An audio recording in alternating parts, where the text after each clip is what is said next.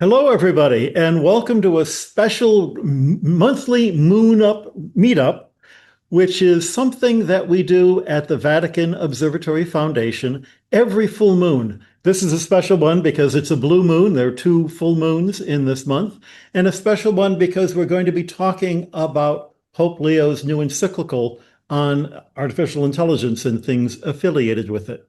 Now, for those of you who are not normal members of this meetup, let me tell you how it usually works. The meetup is usually limited to people who have joined something called Sacred Space Astronomy. And these are people who will have donated, signed up for a $5 a month, $10 a month, $50 a month, whatever, and a monthly donation, which goes towards supporting our web services and supporting the Vatican Observatory in general. When you're a paying subscriber, we send you the magic link that allows you to join up. Usually we'll have 15, 20, 25 of the monthly meetup Sacred Space Astronomy subscribers here. And the first thing we do is to go through an entire round robin. Everybody tell us where you're coming from. We generally have people coming from all over the United States, some from South America, some from Europe, every now and then somebody from Asia. And so it's a very nice gathering. And basically I ask people, what did you see in the sky this week? What have you done as someone who is engaged in this glorious universe?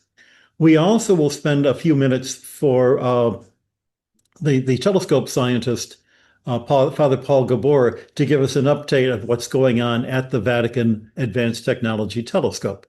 So all of that would normally be occupying the time that I'm busy blathering here right now. But we've been told that there are more than 200 people who have reserved time for this one. So we really don't have time to say that to everybody. What we do have, however, is a special group of people here. And so I would like everybody on here to start with introductions. Let us know who you are, what you do, and what you're doing here. So I'll start with Adam to my left. Yeah, my name is Father Adam Hincks. I'm a Jesuit priest from Canada. I'm a professor of astronomy at the University of Toronto, and I also teach in a program there called Christianity and Culture at St. Michael's College. And I'm an adjunct of the Vatican Observatory. So I'm one of the people who have other day jobs, but I have an affiliation with the Vatican Observatory. And typically I come around this time of year to spend a bit of time at the Vatican Observatory. So I'm delighted to be here in person today. And Bayu to my right. Hello, I'm Father Bayu Risanto. I am a staff member of the Vatican Observatory, started 2024, and my work is on meteorology. So I'm not astronomer, I'm meteorologist by training, and my research is particularly on data assimilation, forecasting, weather, and also in climate sciences. Thank you. And to confuse meteorology with meteoritics, I'll ask Bob to introduce himself. Okay, thank you. Hi, I'm Brother Bob Macke. I am the curator of meteorites at the Vatican Observatory. Here we have a wonderful meteorite collection of 1,200 specimens. And I also do research on the physical properties of meteorites and extraterrestrial specimens here in the laboratory and also elsewhere. I'm involved in two space missions, the Lucy space mission to the Trojan asteroids and the OSIRIS-REx mission that retrieves samples from the asteroid Bennu. What I decided when I realized this was the perfect opportunity to talk about the Pope's new encyclical was I asked the three of you to come here because each of you has had some interesting background either in the use of AI or seeing how the church has talked about AI. So Bob, can you start out by telling us the meetings that you've been to and the evidence that you've seen of how the church has been interested in artificial intelligence? Yeah, so obviously there is the encyclical from Pope Leo that just came out last week, which is a very important one and talks a lot about it. But also a few weeks ago at the Pontifical Gregorian University in Rome, there was a large meeting on AI and the future of work. And this was a collaborative meeting of several institutions and embassies. So the Gregorian, obviously, Georgetown, Catholic Institute of Technology, as well as the U.S. Embassy, Taiwan, Japan, Australia. And I know that I'm missing a lot of other stakeholders. There was a representative from Microsoft at this meeting. So it was quite a large and extensive meeting. And it's an example that these meetings have been going on now with the Vatican, formal and informally, for a number of years. When I was back and still the director of the Vatican Observatory before I retired, ex officio, I was a member of the Pontifical Academy of Sciences. And I know that the Pontifical Academy managed to have meetings that are specialized in the topic of AI with experts from the AI world. One of the most recent people that they added to the Pontifical Academy, I guess I should mention what the Pontifical Academy is. It's a group of scientists. You don't have to be Catholic. You don't even have to be believers. There are as many science members as there are cardinals who can vote for the new pope. So I think the number is now 130. They tend to be Nobel Prize winners. One of the most recent ones had just won the Nobel Prize in chemistry for his work using AI in studying chemical reactions. And these people simply work to advise the church on important things that they need to know about. So when Pope Leo is writing an encyclical about AI, this is not something that he just learned about last week. This is not something that the church just learned about last week. It's something that's really important. Bayu, can you tell us what your connection with AI is? So currently, I'm supervising a student, a PhD student from computer science at the University of Sapienza in Rome. And she's working on machine learning and AI. And she came to me to be an intern. So she does internship with me in this at the Specola. And her research is on using machine learning to forecast the weather. So I give her a lot of data, tons of data from Arizona, the one that I have, and I ask her to beat my weather forecast that I made with the physics-based model.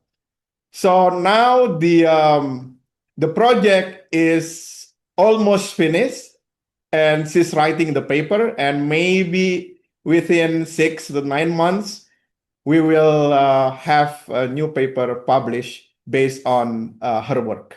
So is she going to be using AI to put you out of business, to put old-fashioned weathermen out of business? No, actually, the results that she got is only good for 1 to 12 hours. So it's really good. But beyond 12-hour forecast, the quality decreases by a lot. Which is compared to how good are your forecasts? My forecast is good for 24 hours. Oh, okay. Yeah. All right. And Adam. I forgot to mention that my area is cosmology, so studying the universe as a whole. And I work on telescopes that observe the very oldest light in the universe, so the so-called cosmic microwave background. That's the afterglow of the Big Bang. So this is light that's been traveling towards us for 14 billion years. It hasn't touched anything until it hits our telescopes. Currently, telescopes in Chile called the Simons Observatory. So we need to collect a lot of data. It's a very, very faint signal we're looking for. And that means we need to observe over years and look for kind of the needle in the haystack. The signal is kind of swamped by noise. And that means that our data need to be cleaned very well. And this is a really good opportunity for looking at artificial intelligence. AI, one thing that it's good at is kind of pattern recognition.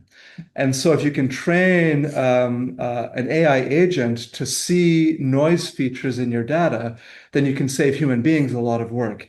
So I've been working with people in my group in Toronto to try and develop AI tools to clean our cosmology data so that we can study the early universe. That'd be the main use. I mainly learn from my students these days. So We've also had a summer school. Every 2 years we do a summer school here at the observatory. And the summer school in 2023 was about basically machine learning, what people are now calling AI, in the use and how it's being used in astronomy. And all of the different projects are basically the way you've described it. So that, tell me if I'm getting this right, you've got a particular large set of data. You know what the answer looks like, but you don't know what the answer actually is. You know what the data, where the data is likely to be hiding. And so you can train your model by saying, here are some places where we found the answer. See if, what you do inside the program. You're not sure what the program is doing. You just know that the program is teaching itself how to do these things. And then after it's been trained on a set of data, it can repeat doing that. Yeah, exactly. I mean, in our case, we're looking for things that we don't want to remain in the data. But it turns out like the human eye is pretty good at seeing patterns, and a lot of these AIs are good at replicating that ability. So just as you said, we'll tell the AI these are the kinds of things you need to look for, and then it learns how to look for those things. And we have so much data. Previously, there's a graduate student and then a postdoc who was literally kind of looking at all kinds of pictures. We can't afford to do that because we have so many data now. And so it's great if you can get an AI to do the same thing. Now, as I say, we had the summer school about it 2 years ago, 3 years ago. When I was an undergraduate at MIT, which was more than 50 years ago, I remember the summer of 1973 when I was writing computer programs in Fortran on punch cards. My roommate that summer was working at MIT's Artificial Intelligence Laboratory, working with some of the people who are now big names in the field. My point is, AI has been around for more than 50 years. And the basic principles we've been talking about have been around for more than 50 years. What happened between 2023, between 1973 and now that has suddenly made AI in all the news? What was in the news? What sparked this? Oh my gosh, everybody's talking about AI. And what do you think is happening? Yeah, well, I'm not an expert in how AI works under the hood, but my understanding is it's access to just a lot of computing. There's a lot of huge servers, supercomputers basically, that are able to process the huge amounts of data. So, I mean, you feed it kind of the internet and it learns how to find patterns. But one way it was described to me once that I found helpful and I think is accurate, if you think of autocomplete when you're texting and your text messenger anticipates the next word you're going to type, that's kind of what AI does. It's good at predicting what should come next in kind of a logical sequence, and it's trained on just huge amounts of information from the internet. So it's a lot of computing, I think, that's enabled this. What do you think really triggered this? It's a computing power. Okay. Because in the last, let's say, 10 years, we have supercomputers around the globe, a lot of center of computing power. And because of this power, then they can read data, analyze data really in the high speed. Okay. And if you have a lot of data, for instance, in meteorology, tons of data, just feed into the machine and the machine learn it, and then we just give a hint, and then this machine can forecast basically the weather of the day. And just to add to that, Adam sort of hinted at, it's not just computing power, but it's the availability of large amounts of information to work with. Because these are basically they're pattern matching and pattern reproducing. So they need the patterns to work with. And so you basically have, massive quantities of literature, websites, all sorts of information that's already out there that these things are able to just hoover up. They have massive data centers that not just compute, but also store information. Of course, some of that information comes from published books where the computer companies have, hoovered up what is copyrighted materials. And one of the companies, Anthropic, which basically was represented when the Pope presented his encyclical, has settled on a multi-billion-dollar lawsuit so that anybody whose books might have been hoovered up is going to be getting something, including books that I've written. Of course, the money doesn't go to me, it goes to the Jesuits. But what, in particular, I think when people hear, AI, they sort of fold it in with Chat GPT and models like that. So what's Chat GPT? Have any of you guys used it, and what does it do and how does it work? I use it all the time. So basically, for those who haven't used it, you can talk to it by writing, just as you talk to a person. So you can write English sentences or any language, and it will respond with text. So you can ask it questions. What's really important is to know how to prompt it. If you ask it a well-posed question, it will often give you back a very useful answer. So, for example, on a day-to-day basis, I'll use it for helping me to write computer code, for instance, if I want to know how to code something in Python, for instance. And it will give me some code that I can look at and learn from. If I want help finding whether someone's written a paper about something, I can ask it, what papers have been written on this topic. That's the kind of thing that you can use ChatGPT for. You have to be careful because, sometimes it will give you answers that are incorrect or even made up. Just like a person will sometimes say something that's not true if they want to please you, or if they have bad information. So, just like in any research, you need to check the answers you're getting. Have you used Yes, I have not used it, but my student in Arizona have used that one. And again, should be very careful because I asked him one time, give me your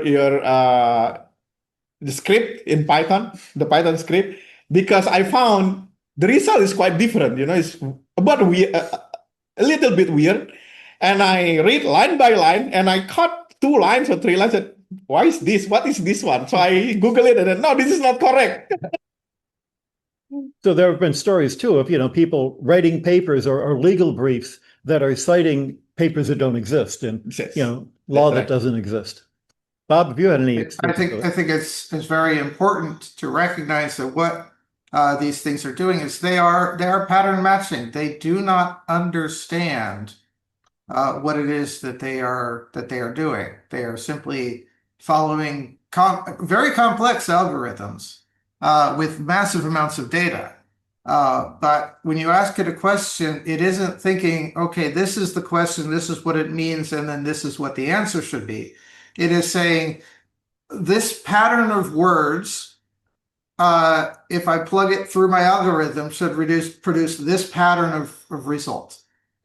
So one of the guys who we spoke with this week, because we had a big meeting that brought a bunch of us together, an astronomer, Hans-Walter Rix, said it this way, that it's like having a colleague who's very hardworking, but not at all creative. And the Chat GPT will tell you the conventional wisdom about anything, because that's its algorithm. It sees what are the patterns it sees most often, but it's not going to, find a new insight. In fact, Bob, you were saying there are things that you've noticed you can spot whether something's written by AI or written by a human being.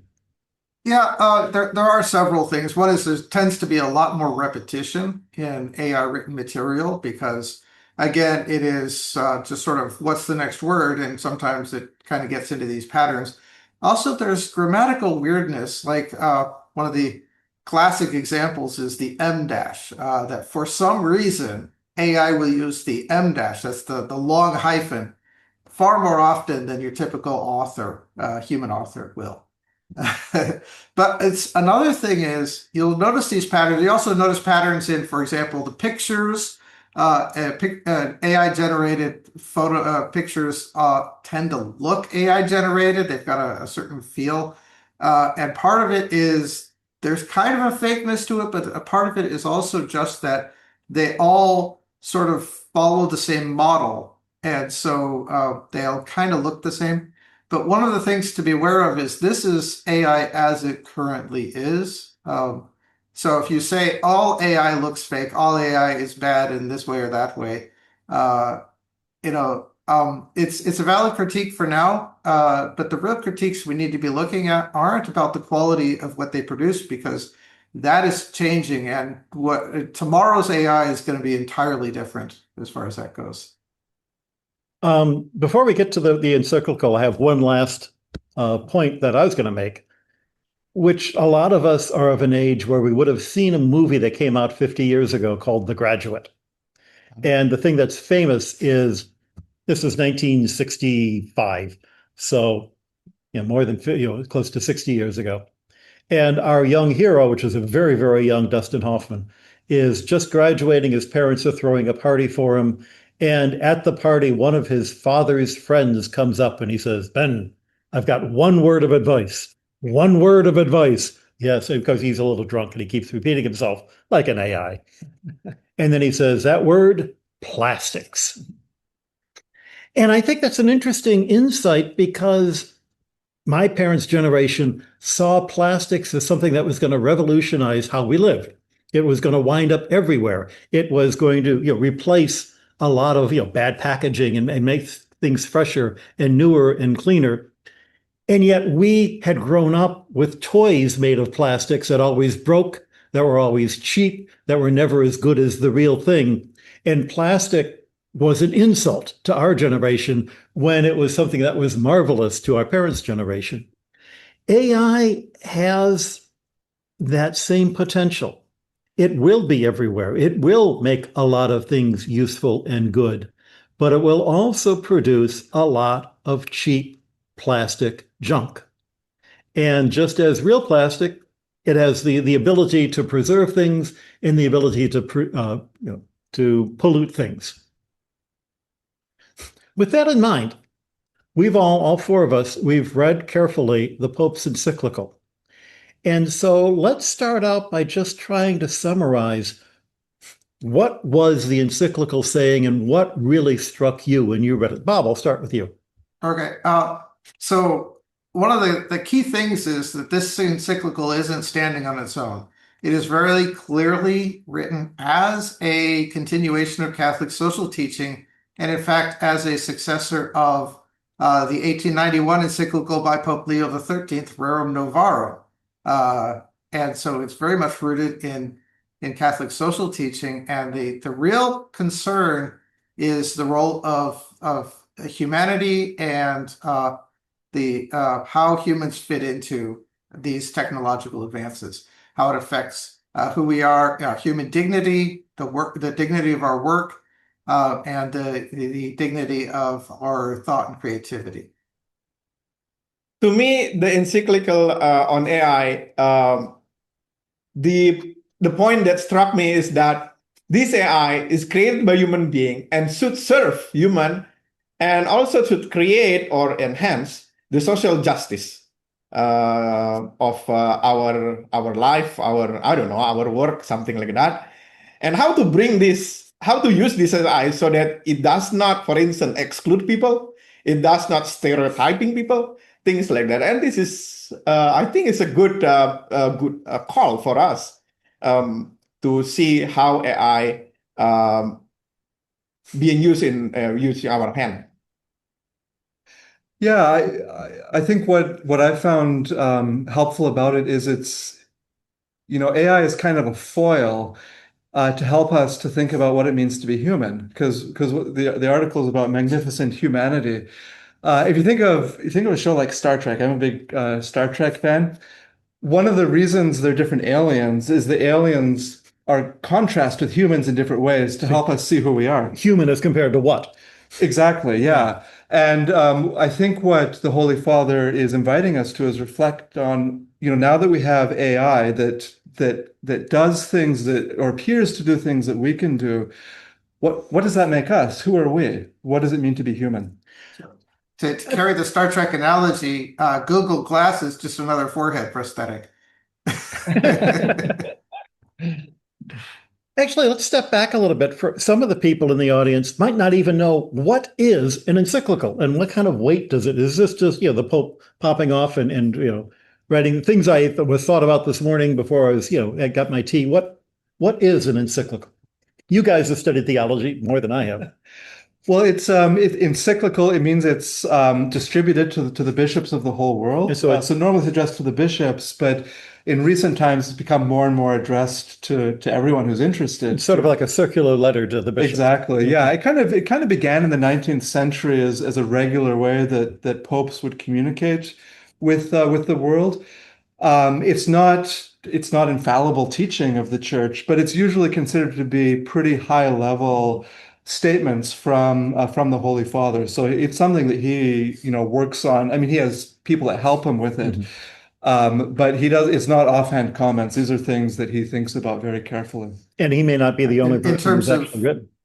Yeah. Yeah, in terms of magisterial teaching, it's a step or two down from a council, but it's at a very high level. Like it's something that one ought to take very seriously. Yeah.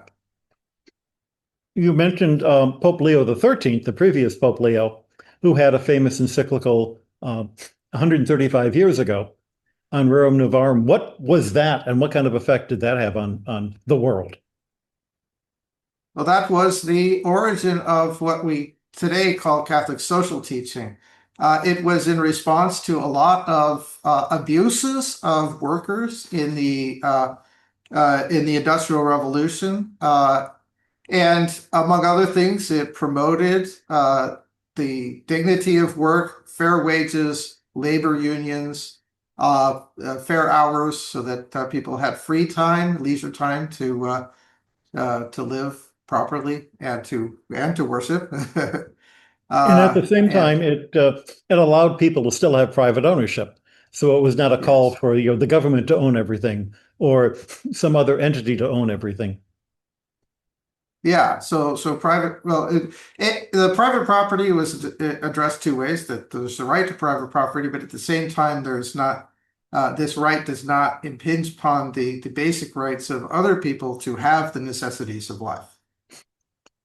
Yeah, also I think it's emphasized on the human dignity, and in terms of property, I think the encyclical how do you say, ask us human being to see it as a good that can serve other people. Can be used A common good. to sort of Yeah, and the term common good is part of Catholic social social teaching. teaching. The idea of common good, that there's a good that's more than just the sum of all the individual Right. parts. And what Leo the 13th did was he recognized the world has changed towards the end of the 19th century. The principles of justice and of the social understanding of the church, those principles haven't changed since Jesus Christ, since the time of Jesus Christ, but the conditions have changed. So we need to, understand them in a new way. And that's what Leo the 14th is doing today. So you see the real parallel between Rerum Novarum and this particular encyclical. Yeah. Which may be one of the reasons why Leo chose the name Leo. Because Could be. Yeah. he must have known that something like this was coming down the Yes. pike. And if you notice the what prompted the encyclical, of course, is not just AI, but the digital revolution and its influence. But he actually says very little about AI itself in the encyclical.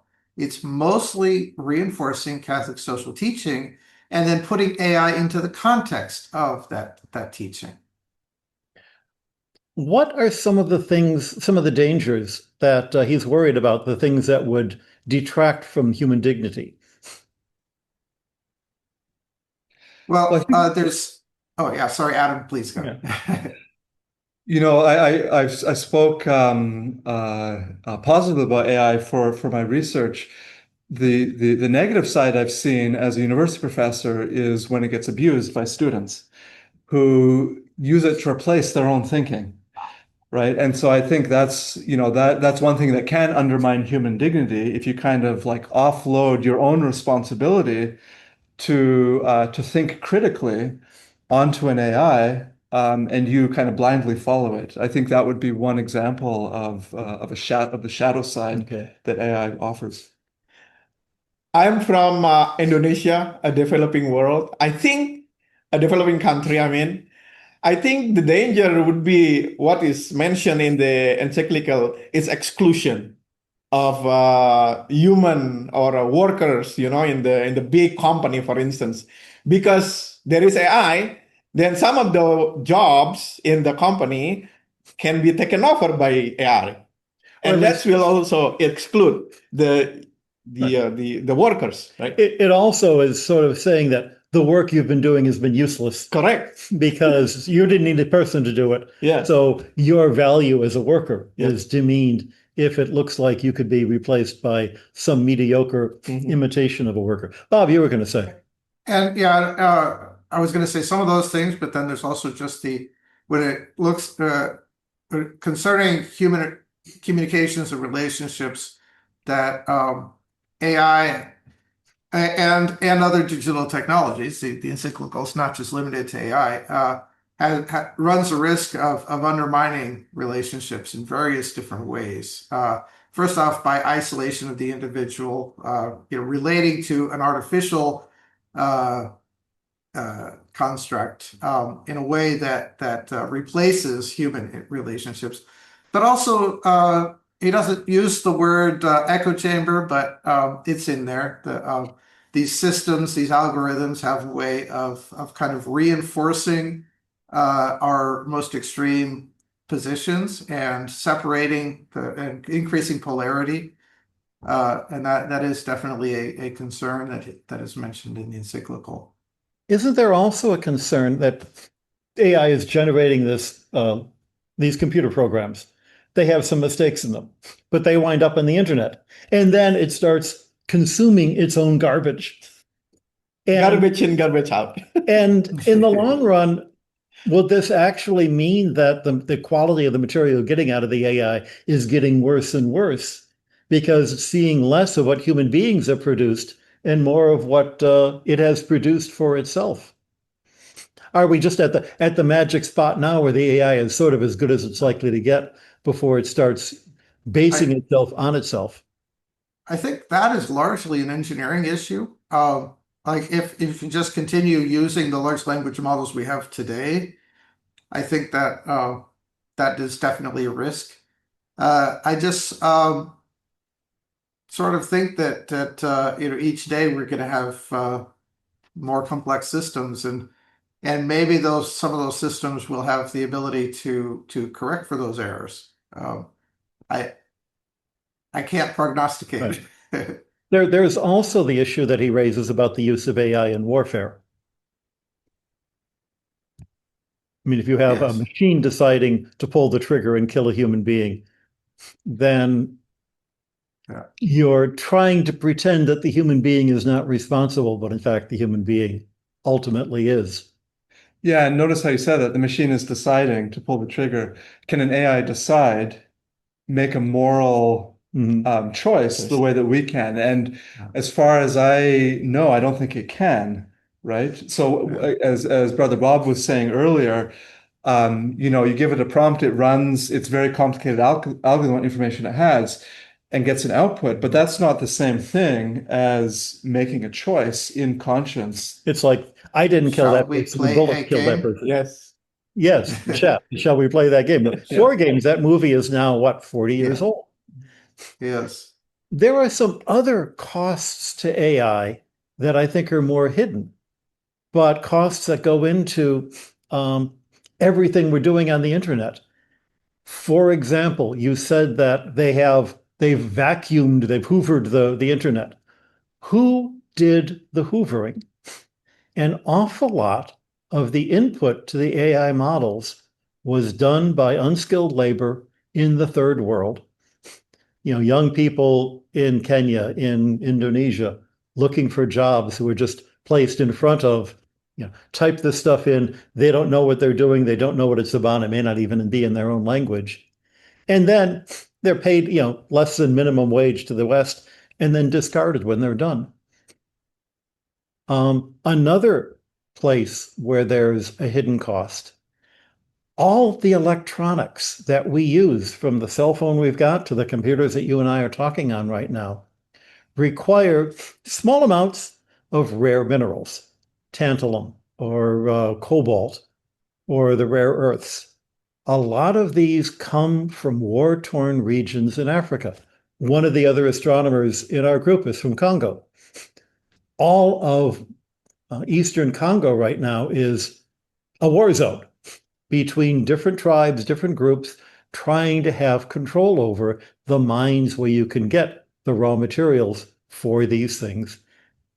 Children are used to mine the raw materials. You and I are talking to each other because some little kid in Eastern Congo was grabbed, never given a grade school education, used up and thrown away. We're all complicit in some sense. What are some of the other issues that they own? Well, the other big one would just be the amount of energy it takes, right? So not all energy produces greenhouse gases, but a whole lot does. These things are very, very power hungry, these large servers. Yeah, that's also the one that, because I'm using supercomputer, and in our group, for instance, the big group in NCAR, they put the supercomputer not in Colorado, but in Wyoming. Why? Because we need to reduce the consumption of energy. In Wyoming is cold, so we don't need a lot of Because air conditioning.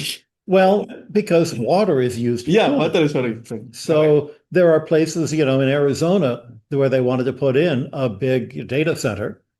And the question is, how are you going to cool these things? Well, with water. Where's the water coming from? Yeah. And in Arizona, there's not a whole lot of water, and it's already oversubscribed. So Yeah. there are a lot of these hidden costs. And the issue is with the quality of what we're getting out. Is it worth it? I'd mentioned that even without knowing it, everybody who uses electronics is complicit in some way. You could say, well, I've never used AI. Is that actually true? Almost certainly not. No. Yeah. I mean, these days You they do a use Google search, and the first thing that comes up is an AI summary of your result. Correct. Yeah. Or if you're using a navigation app to drive, it's probably using AI to help you pick the best route or weather. Yeah, forecast. weather forecast. Yeah. So in the last 10 minutes or so, I'd like you to think of something that you saw while you were reading this encyclical that surprised you. Something that you saw, or at least that you said, oh, I wish everybody, because the encyclical is 60, 70 pages long. And it's written by somebody who understands English, but it's not a page turner. That's not the way these things are written. So tell me something that struck you, whether it was an image he used or a concept or a connection he made that maybe you would not have thought of. I would say the quotation from the Lord of the Ring. That's really amazing. You I mean, stole wow. mine. So somebody or the Pope himself read that book. That sentence gets stuck in his mind. But what was the context and basically what was he trying to say with it? I think it's more into like how we uproot the evil, right? Yeah. From the world today. Right. So the next generation will have a better life. I think part of it is that we're not going to solve all the issues today. We'll not. Yeah, that's right. Right. One thing that I really appreciated was he said that part of being human is being limited.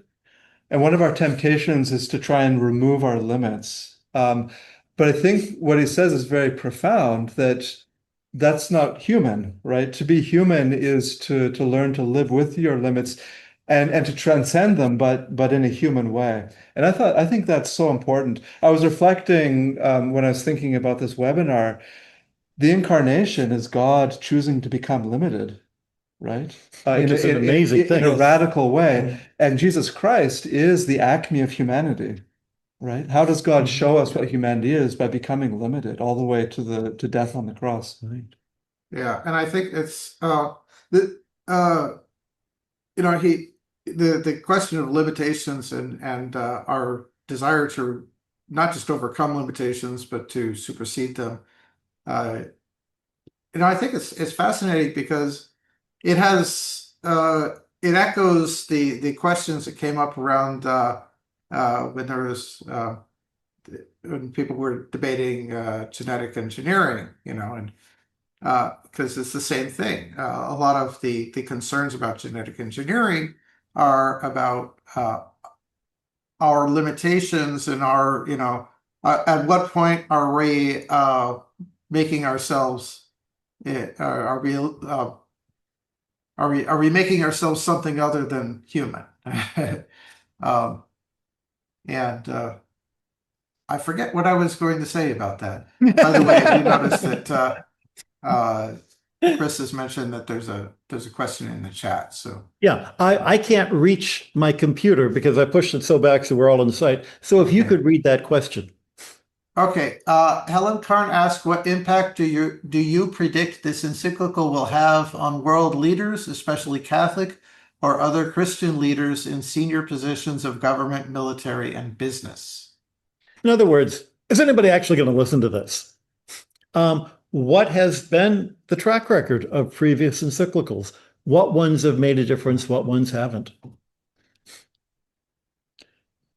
I'm in the wrong field to answer that question. I know that Laudato Si, Pope Francis's encyclical, I think that really had an impact on everyone, but I think world leaders did pay attention to that encyclical on our common home. In particular, I think Catholics Mhm. took it to heart, and there are Laudato Si centers and Laudato Si as a rallying cry. Also, it had a very similar message to this one, that technology is not always evil. It's not always good. It's not going to solve all of our problems. We need it, but there are always going to be unintended consequences because fundamentally the problem isn't technology. The problem is original sin, and that's not going away. I think the Pope Leo XIII encyclical Had a huge impact. had a huge impact. It basically said labor unions are okay. You can't stop people from, and it took a long time, but I think that was deeply embedded in the way we think of, in the Industrial Revolution today. And yet, even not just leaders, but even among the faithful in the pews, so to speak, these teachings are not they're not well widespread, not well understood. Largely, every few decades, the Pope has to reissue a new encyclical that covers the same ground. The popes since Leo XIII have been very consistent in reinforcing and stressing the Catholic social teaching. They each have built upon the previous popes as opposed to superseding them or replacing them. So none of them have said the previous popes are wrong. They've all said the popes are right, and the new context says we need to pay more attention to this. Just one interesting thing I noticed in this encyclical, he doesn't use the phrase Catholic social teaching. He uses Catholic social doctrine, which I think puts an extra oomph behind it. Like, no, this isn't something that if it's convenient, go ahead. This is something that's darn serious, and all of us better be paying attention to it. Use a Latin word like doctrine. Yes, indeed, when you really want to emphasize something. But also it depends on us, the people on the pews.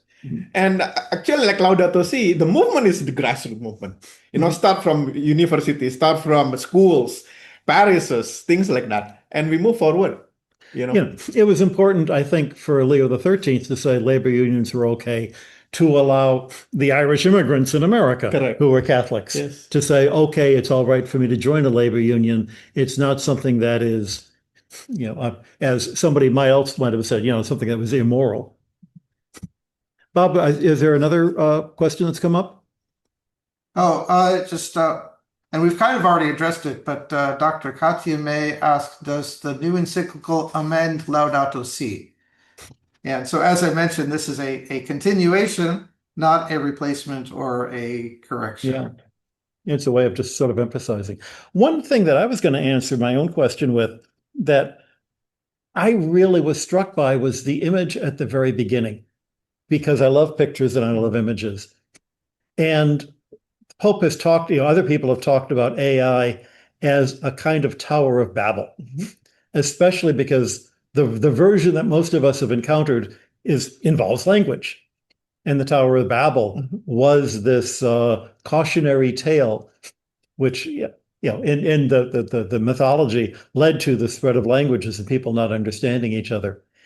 And he said basically the problem of the Tower of Babel is that it was a top-down. Somebody said, "This is what we're going to build I will bring me to God. I don't have to wait for God to come to me." And in the process, tried to do everything in all one fell swoop in one big project. And he contrasts it with the much more historical story of the building of the wall around Jerusalem after the Jews came back from the Babylonian captivity, and the story of Nehemiah. Having the various members, the various families in Jerusalem, each take responsibility over one part of building the wall. The Tower of Babel is maybe a story, maybe loosely based on history. I don't think that's how languages came about. But it was definitely an image of something that everybody had experienced. And the building of the Wall of Jerusalem was, in fact, something that really happened. I see there was another question that came up. It's a little lengthy. I'm just going to read it out. It's going to Sure. take up the rest of the time, I think. But anyway, James Shade asks, to your point on AI hoovering up information, perhaps this encyclical was written in such a way and at this time to put all of these words of caution, etc., into AI's data set to keep AI's data set on the right track? Question mark. In other words, the information of the encyclical is part of AI's dataset forever now, which is a way of keeping its output from degrading. Well, that works as long as the rest of us human beings keep amplifying it, keep making these words and these concepts the more common idea of what AI thinks it ought to be doing.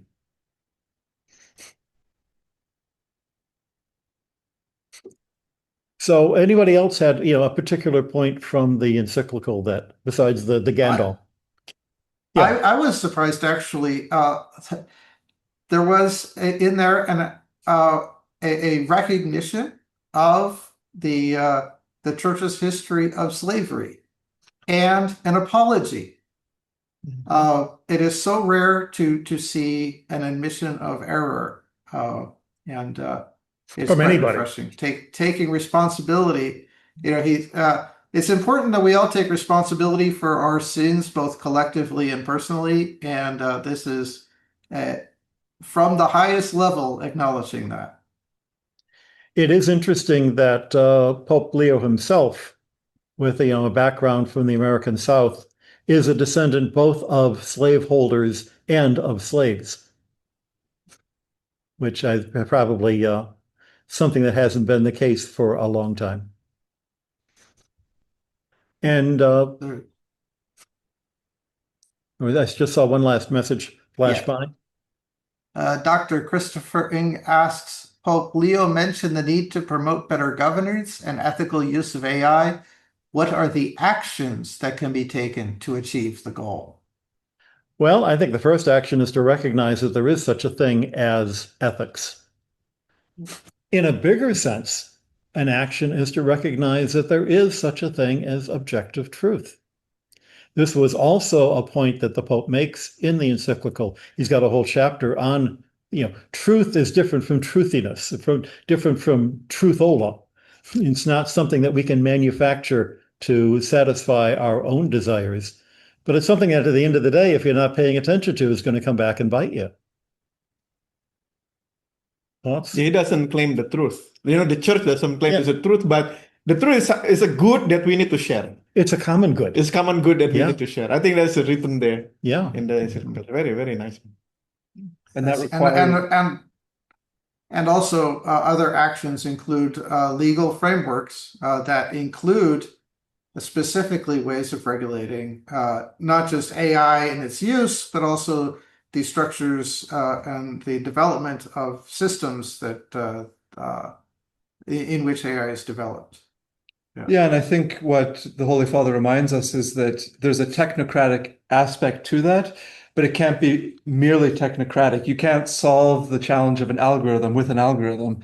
There has to be a reflection on what does it mean to be human and how can various actors promote human flourishing? And that's a moral question and a philosophical question. So it's now 10 to the hour, which is the time we traditionally wrap things up. And I'd like to wrap it up with a comment that the Pope himself makes at the very end of the encyclical.